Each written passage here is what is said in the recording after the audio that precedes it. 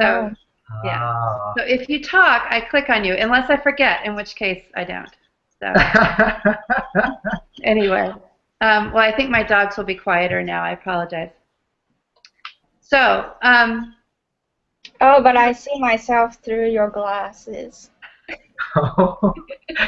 this is a really educational moment. This will be great for other people. This is what empathy is. But if I do this, I can't. You're all fuzzy. There we go. And they're not. They're my drugstore glasses because they. I just need them for reading for short. I don't need it to see from a distance. Anyway, so they're very stylish. I know. Okay, so we've been building the database, and it's working. I think kind of incredibly. This um, experiment that I have never tried before, at least not with grad students. Um, the undergrads do it very well, but that's they're used to these kind of task-oriented things. And then this week, you guys should be reading the other ones that you're. And I did not change the lineup with you guys having doubling up. Nick, it is beyond me on how to do the lattice thing that we. Oh yeah. Splitting the cell. Yeah. I don't know how to do it now that I have double people, but so just follow the instructions, and some of them will get reviewed multiple times. But does that make sense? What you're supposed to do now? And What, like the? Oh, you mean are we reviewing cells, or are we writing papers and then reviewing them? Well, everybody, I did not check today to see if everybody's narratives were in the folder, but you should check out the database entry for the person that you're checking on, and you'll need their narrative to get the background. And then if there's something that you think that you know something about, or that you saw in a reading or whatever, go ahead and change it. I mean, at this point, it's fix what add changes or whatever. Not to their narratives, their papers. Right.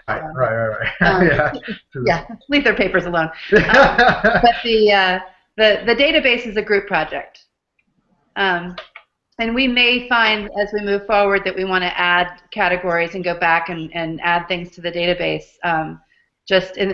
Again, it's a project just to have some experience with what it's like to try to put together one of these cross-national comparisons.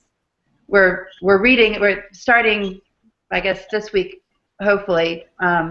People are starting to read the BRIC book, the Carnoy book, and so you'll see what this looks like from when a group of researchers do it. So, make sense? Yes. Have you both gotten a hold of the?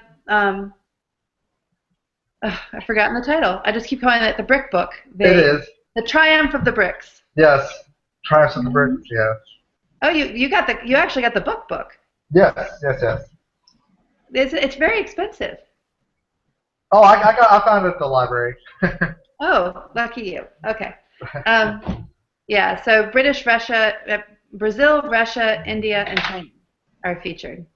So, Jessica, have you gotten a hold of it, of an ebook? Yeah, I got the online version. Okay. Yeah, so you should be starting that, and then right when the next lesson, let me see if I can do this. I might be able to share my screen.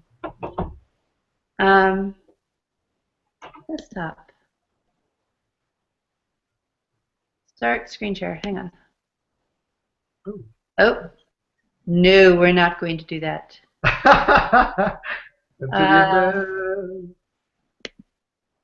Stop. I don't know how to stop it. Oh dear. Okay, well, you can't. Okay. Cancel. Okay, I'm back. Is that better? Anyway, that didn't work. Yeah, there's something about my screen that does that when I try to do screen share. Anyway, what I was going to say is that I've got the next two lessons up. which Yeska points out. Is it Yuska or Yeska? Yaska. Yaska. I do both, just, but the lesson 5 was the February update. Lesson 6 is now the next one, to keep us on our weeks. So 6 and 7 are up, and they're both weeks have a book. So have fun. The first we do Brazil, Russia, India, and China, and then the next one has 14 countries that are in it. And the social stratification book, and I rearranged the order a little bit from what's in the syllabus. But the social stratification book looks specifically at a measurement of the extent to which the expansion of higher education did or did not increase social inequality. So that's what's coming. And you guys know about commenting counts for blog posts? Mm-hmm. Yes. Okay. Yes. All right. Yeah, Kayla didn't know, so that was her response for why she wasn't commenting. So, but I don't know. That's what I got. What do you have?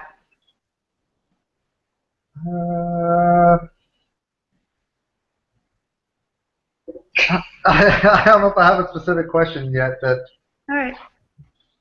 I mean, the book's pretty good. I enjoyed the book so far. Yeah.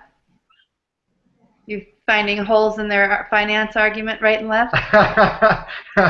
No, so far it's pretty sound. It's pretty good stuff. Okay.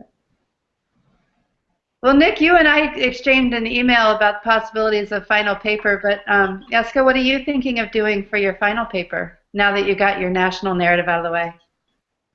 I haven't thought about it yet. Okay.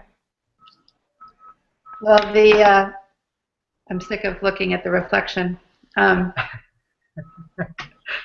Nick, what do you think you're doing? Do you like the idea of doing a grant proposal? Yeah, I do like the idea of doing a grant proposal, Yeah. and I like the article that you're like it's an actual marketable skill as well, which is nice. I like that. Yeah. I'm all about practicality. I may seem geeky, but it works. Well, no, it's about to be really geeky, and tell you in the email, like, there's also an element of, like, psychological limit to that. Like, you can tell me, I guess, all day long to, like, halt my writing or whatever, but now there's, like, technically there'd be a monetary, this, like, if I was not to keep it within 6 pages, I would lose money or my ability to travel. So, yes, that'll, I think, be very helpful. And we might want to, Kevin Kinzer is he's a researcher who does a lot of work on international branch campuses. He's at SUNY Albany.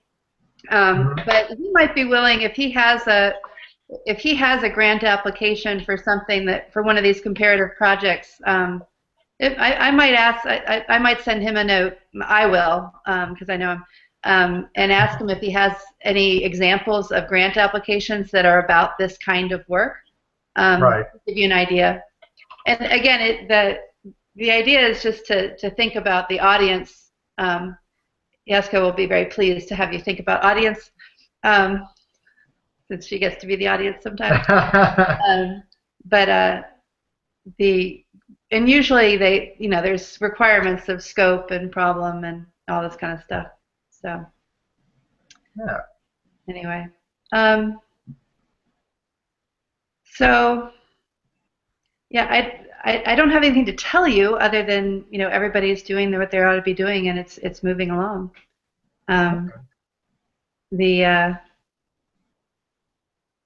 It's helpful when you have questions when you come to a Q&A. Right. We're looking only for the answers without the. And I've asked you my questions. Are you happy? Are you healthy? Do you understand what you have to do next? Are you learning anything? Yeah, I mean, I think so. Like I said, something like this, a brick book is going to be very good because it's sort of an all-encompassing analysis, which is really nice. Like, I mean, it's definitely different than what we've read before. So, yeah, I like it. Yeah. Yeah, I learned about the 5 education qualities. Yeah. And in the video you mentioned the conflict between exceptionality and consistency, Mm-hmm. and how the President Obama's motto does conflict. So, but I don't do you have any suggestions how to solve that conflict? How to solve the conflict? Yeah. I don't know, Nick. Do you have an answer for solving? Nick, have you seen? Have you looked at the PowerPoint video for the next lesson? No. So Okay. no. Okay. Well, Yeah. then I won't put you on the spot. The well, when you take a look at it, this will all make more sense. The now I'm forgetting his name, Harvey.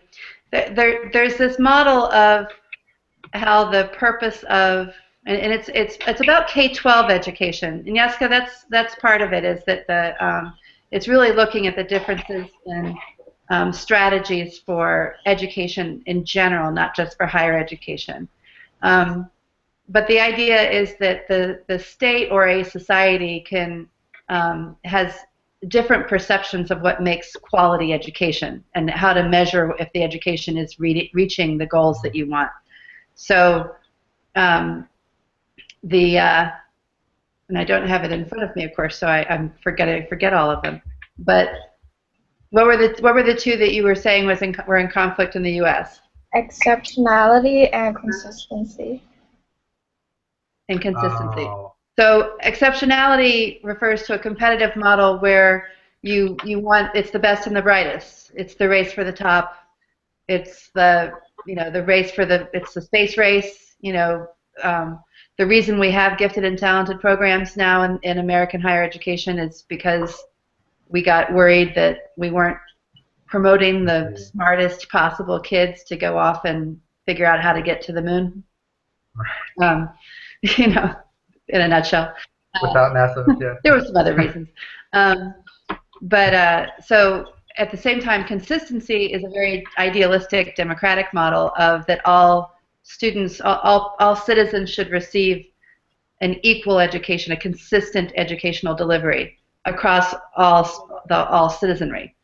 Of course, then it depends on who you consider to be a citizen, which can get complicated in some countries. But in a lot of developed nations that have a democratic philosophy, you have the competition between both.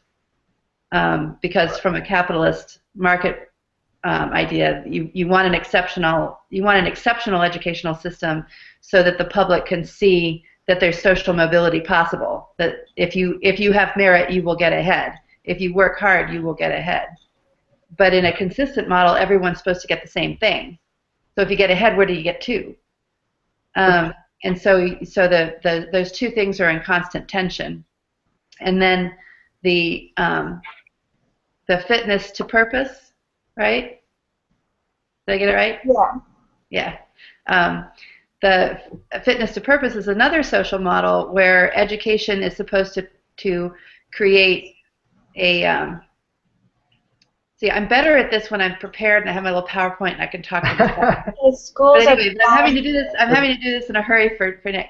But it's the idea of perfection, that the educational system will perfectly create a labor force for the labor market and whatever other pieces of the economy that are and society that are necessary. So is that an ideal?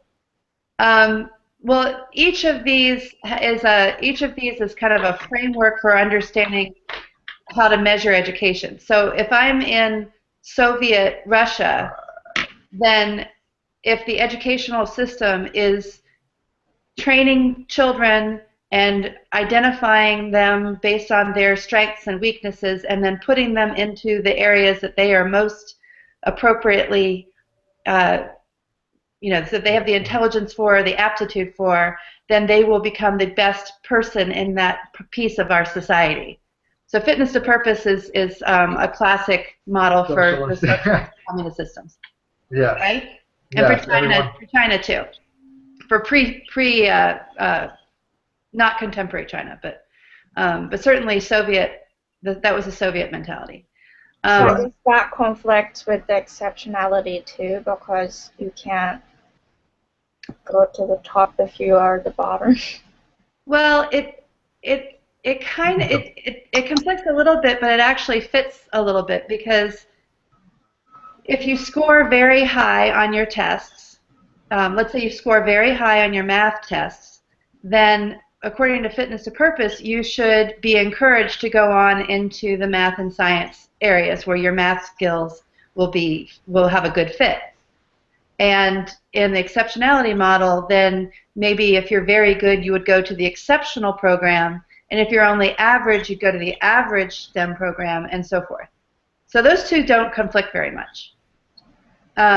It is possible to get kind of stuck, but I guess, Yaska, the exceptionality model is that if you're the best, then you get to go to the top, but that means that there is a bottom, right? Yeah. An exceptionality model doesn't necessarily talk about that, but there is a bottom. Well, I guess I meant like if you were raised up to be an engineer, that would fit to the fitness for purpose. So you were raised to be an engineer, but if you were raised to be a farmer, then you can't go to engineer and like go beyond farming. Right, but that's where the educational system. Yeah. If farming doesn't require very good academics, then when you have a child who doesn't do very well in school, then maybe you encourage them to go to farming. Because they don't need to go to college, because they're going to farming. Now, farming, of course, you do have to go to college because you go to agricultural science and so forth. So it's different. The other conflict in that is there's 4 areas actually in the model, and the fourth is Yaska? Value for money. Yeah, that kind of drops out because that's more of a choice. Transformative potential. Transformative potential, right? So in a society where education is supposed to be changing society, where it's supposed to be changing things for the better, a good education would be transformative of the individual. And we hear lip service to this in American education, that education is supposed to give people the power to be different, not just to earn more. But of course, that's mainly a philosophical argument. And that would definitely be more of an ideology that it's difficult to find a state that is following a transformative approach to educational quality. I think that one of the examples that they gave in the comparative ed text was South Africa went through a period of where education was supposed to transform the country, and they did a lot of policies to try to transform the way that education was working. Short-lived, relatively. Anyway, but I introduced that because in the BRIC model, in the BRIC analysis, they're looking at finance and obviously the ways that the state has approached certain policies, but underlying the state approaches are this kind of fundamental definition of what is quality. Right. So, and I'm much better when I have the PowerPoint and everything in front of me. I need to get like multiple screens so I can have all the stuff up. Well, I mean, like it sounds like what's interesting with something like the tension between consistency and exceptionality. Thank you, exceptionality. I kept wanting to say like effectiveness. Yeah. Exceptionality is that it's sort of like you can actually use something like a comparison between Japan and the United States to see that like some of that's like a supply of education problem. You know, like here in America, we actually seem to have a bit of a reticence against the private sector in education. Like we have like an emotional response to supplying extra institutions that might ensure consistency because of fears of quote unquote quality or lack of accreditation or sort of stuff like that come with a private sector. But Japan, like one of the reasons it has such a large private sector is because it historically has not had that or disproportionately large private sectors because it has not had that same qualm. So you have like a similar, I guess, like assuming America had a foundational sort of say in post World War II Japan, like you sort of have a similar field for growth in higher education, but Japan having less of a reticence to private sector growth and U.S. having more of one, Right. And that affecting the type of institution that is supplied, and which may affect consistency. Well, are you I think that talking makes about sense. private sector in higher ed or K-12? Private sector in higher ed. I mean K-12 too, but but Yeah. I get like Harvey's K through 12, yeah. Well, yeah, because typically Harvey's K through 12, and so really, if you look at it, do the Japanese does Japanese society value the idea that all Japanese children should get equal access to education and an equal delivery of that education? That they should all have the same, basically be taught the same. At K through 12, maybe. Well, Yaska. Uh, I think we value the equal access, but not necessarily the outcome. Yeah. And that's essentially in the U.S. where it's pretty much the same. We value equal access when the outcome when there's severe inequalities of outcome and they're clearly identified with a demographic population, then society gets a little worried. But in general, if as long as everyone has the same chance and a general and there aren't huge differences in the quality of the delivery, if the outcomes are different, so be it. That's the exceptionality part of it. So that's one of the ways that we deal with the tension between exceptionality and consistency is that we're consistent in the way that we treat people going in, and if they come out inconsistently, well, that must be because of their individual differences. Right. My phone just beeped. Yeah, but I just gave that as a little bit of background for the BRIC analysis to a company that because they do emphasize so much the notion of the state. So yeah, which I think is really important. Yeah. Yeah. So we're kind of it's a February check-in. So we're kind of in a lull in the. I didn't want to push right on into all of this other reading before people had a chance to get their feet wet with at least one national analysis. You'll be reading a bunch of them coming up, and so if you've done one, it's a lot easier to empathize, I guess, with the researchers. Yeah. Trying to think of. Is there anything that you've seen in blogs or whatever that are interesting to you that you want to make sure that we cover? This next month we're going to cover some pretty substantial comparative stuff. But then in the last month, in April, we'll do more issues like technology, international branch campuses, student mobility, that kind of thing. What do you want to learn?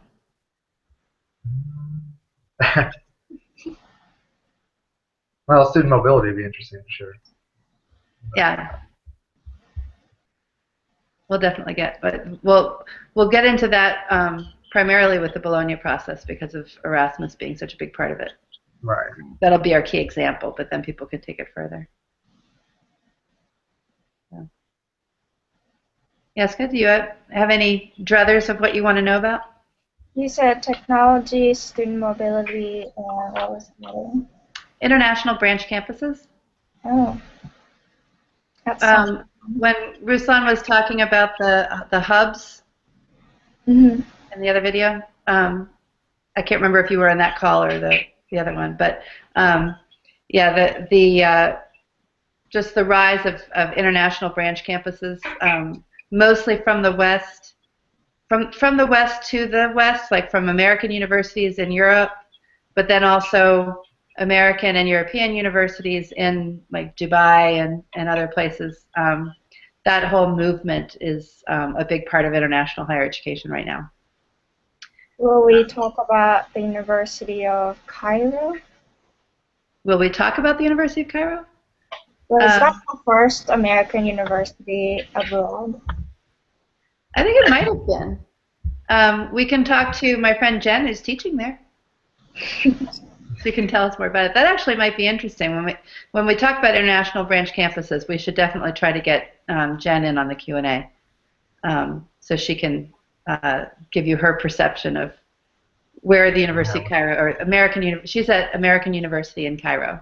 The University of Cairo is Egyptian, but the American University in Cairo is what you're talking about, right? Yeah. Yeah.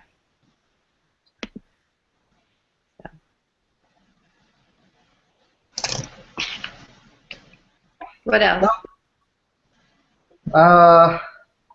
No, beyond that, I'm more concerned with, like, I guess, the supply of education. That's all. That's the only thing I've seen but I think I've. What do you mean by supply of education?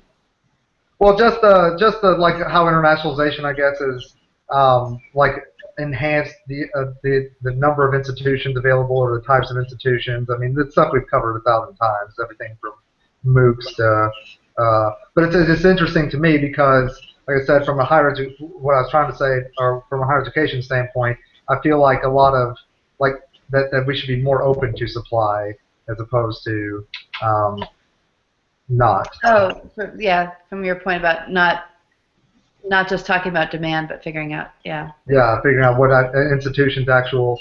I mean, not everyone belongs in necessarily a four-year institution, how we conceive of it. But I mean, when we get into the social stratification book, it's coming up.